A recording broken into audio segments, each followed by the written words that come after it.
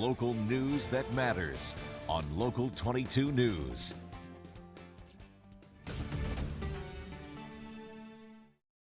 At this place in history, we're in East Rupert with the Executive Director of the Vermont Historical Society, Steve Perkins. What brings us here? So we are standing near the site of Vermont's one and only official mint.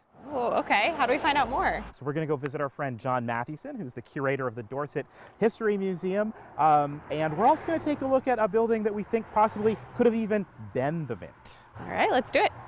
First question right off the bat. Why a mint in Vermont?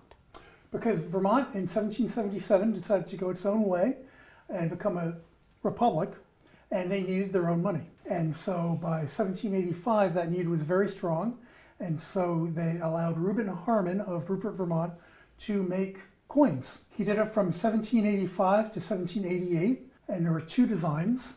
The first design was really cool. I really like it.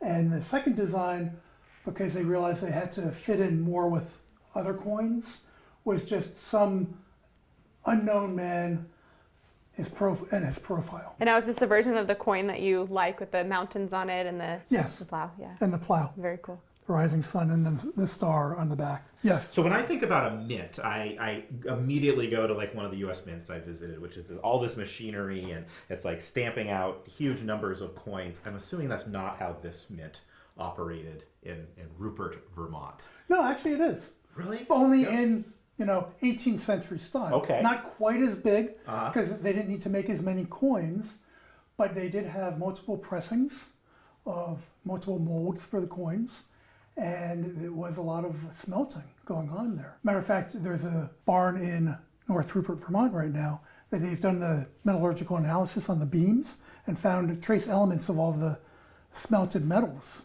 in the beams. So that's how they know that the Harmon Mint building is still standing. A lot of the coin makers who helped Reuben Harmon out came up from Connecticut.